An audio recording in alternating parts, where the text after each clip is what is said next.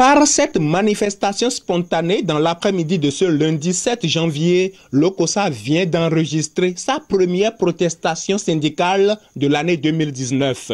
Croyant avoir trouvé la ruse du siècle pour organiser une séance de sensibilisation devant faire accepter aux enseignants du secondaire l'évaluation intellectuelle que prévoit pour eux le gouvernement béninois, les organisateurs de la séance se sont heurtés à la rage de ces enseignants qui ont très tôt découvert la supercherie. Ils étaient conscients de la détermination qui les attendait pour les accueillir comme cela se doit. Et par conséquent, pour éviter la grande masse, ils ont trouvé rapidement la stratégie qu'il faut cibler. Un AE par établissement et un administratif. Ainsi, le nombre serait réduit et ils seront en mesure de passer le message avec les menaces nécessaires qu'il faut pour faire paniquer les travailleurs. Nous ne sommes pas d'accord pour cette évaluation-là.